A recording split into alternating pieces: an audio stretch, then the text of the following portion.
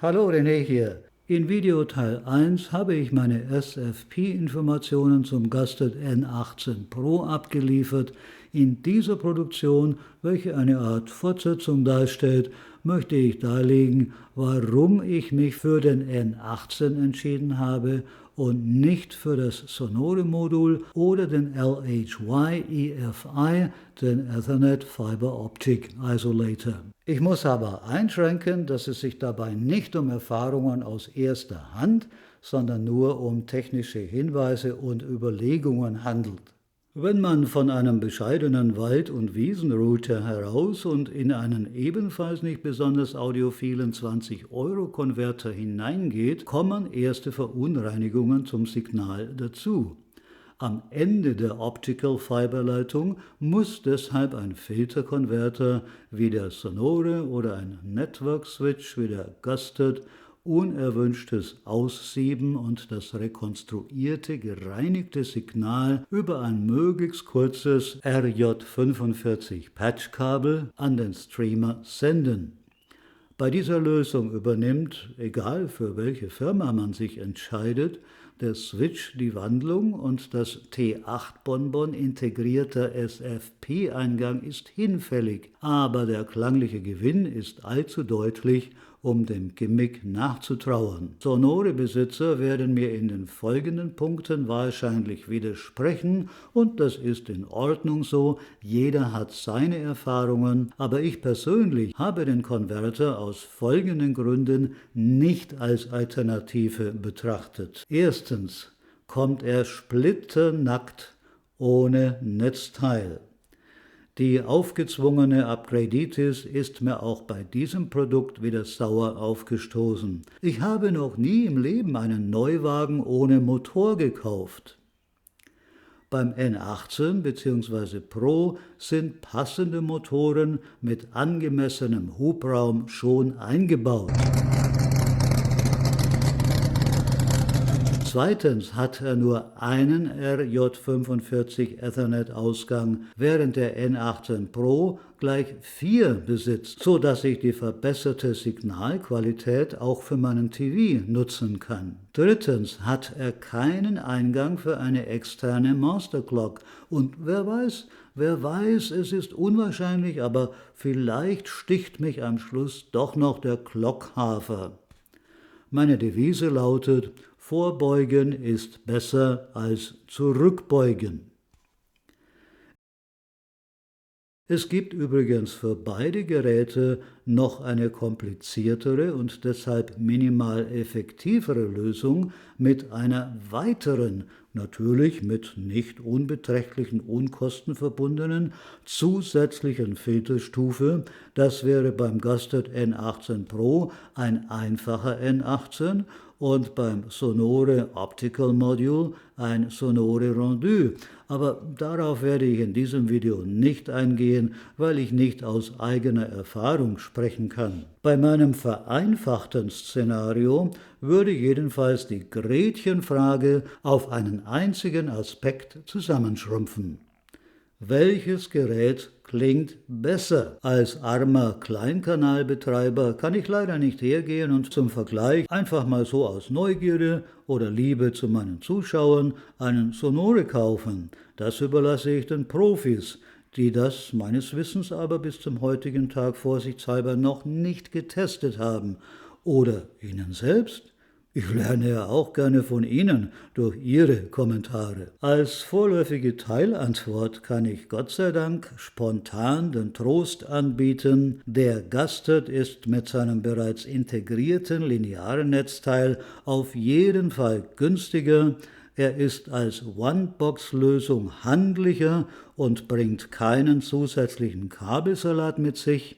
Sein Design ist moderner als die altbackene Ofenröhrenform der Sonore-Geräte und er bietet deutlich mehr Optionen. Wenn Sie mir mit dem Signature Rendu SE für 3.700 Euro drohen, muss ich höchstwahrscheinlich die Segel streichen, aber mit dem sind wir schon wieder in der High-End-Traumwelt oder im umstrittenen Schnerziversum, also im Scherzinger-Universum, und Das gehört nicht in diesen Bericht mit seinen noch relativ bodenständigen Überlegungen und Preisen. Ein Ehrenplatz hingegen gebührt dem LHY, weil er das, was für viele noch zögernde Interessenten das größte Hindernis beim Einstieg in die Welt der galvanischen Trennung darstellt, elegant aus dem Weg räumt. Er umgeht nämlich für einen ähnlichen Preis wie die Konkurrenzgeräte die komplette Zwischenstufe mit Konverter, optischem Kabel und SFP,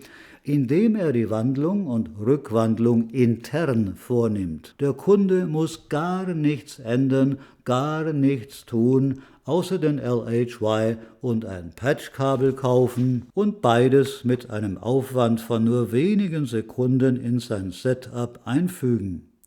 Für alle, die keine Optical Fiberleitung im Haus haben und auch keine neue Fiberleitung verlegen wollen oder aus baulichen Gründen nicht verlegen können, ist das die Traumlösung. Ich persönlich hatte nur ein altes Wald- und Wiesen-Ethernet-Kabel ohne besondere Abschirmung und hätte ohnehin entweder ein Cat 8 oder ein Fiberkabel verlegt. Ich habe mich wegen der bekannten Vorteile des Lichtleiters natürlich für die, zumindest in der Theorie, optimale Lösung entschieden. Nun wäre es aber ein großer Fehler, die Switches einfach nur nach Bequemlichkeitsfaktoren wie dem Wegfall von Konverter und SFPs zu beurteilen und zu denken, ihre hausfraulichen Reinigungskünste seien sowieso alle gleich. Geputzt ist geputzt. Auch hier gibt es wie immer bei Hi-Fi-Geräten klangliche Unterschiede. Und an dieser Stelle komme ich auf meinen Hinweis in der Einleitung zurück. Da ich über diese Abweichungen nur wenig aus eigener Erfahrung beisteuern kann, möchte ich EV-Reviews zitieren. Der Tester, dem ich aufgrund seiner anschaulichen Verbalisierungen von Hörerfahrungen weitgehend vertraue, hat darauf hingewiesen, dass Gusted sich nicht darauf beschränkt, mit der Zurückhaltung eines englischen Butlers die Nullen und Einser zu polieren, bis sie wieder glänzen wie vorher, sondern rückt sie gewissermaßen deutlicher ins Bühnenlicht als die Konkurrenz. Mir persönlich hat gerade dieser frische Faktor besonders zugesagt. EV Reviews warnt aber, dass in einer schon detailgesättigten Anlage der Trend zu ausgeprägt und damit aggressiv werden könnte. Bedenken Sie also diese Tendenz, wenn Sie wissen, dass Ihr Setup in dieser Hinsicht schon ausgelastet ist. Es kann aber auch anders kommen. Dem Watson Madison hat bei meinem Vergleich der N18 zu noch mehr Klarheit verholfen und trotzdem nicht, beziehungsweise immer noch nicht, den letzten Kick an Pep und Lebendigkeit verliehen. Die einzelnen Mitspieler in einer Anlage sind eben nicht nur gut gesinnte Teamkameraden, sondern auch störrische Individualisten, die ihren Grundcharakter oft nicht so leicht aufgeben.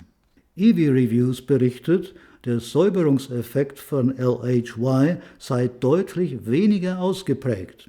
Vielleicht ist es aber auch so, dass er weniger perfekt ist, weil er mit seinem Schaltnetzteil selbst wieder Einstreuungen verursacht. Gott sei Dank hat mich Michael aus dem schönen Saarland in einem Kommentar auf die verbauten Schaltnetzteile aufmerksam gemacht. Ich bin leider auf die Lüge, besser gesagt auf die Halbwahrheit in der Windscheinwerbung herangefallen, die gleich zweimal behauptet, im EFI seien Linearnetzteile verbaut, während ein Diskussionsteilnehmer namens Yukio auf der Forumseite von Audiogon berichtet, er habe direkt von LHY die Antwort erhalten, man hätte wegen der Hitzeentwicklung, welche die Optikfilter beeinträchtigt, darauf verzichtet und lieber Schaltnetzteile verwendet, deren Einstreuungen aber wiederum durch EMI-Filter eliminiert würden. Um das Informationschaos perfekt zu machen, stellt sich letztlich heraus, dass beide Netzteiltypen verbaut sind.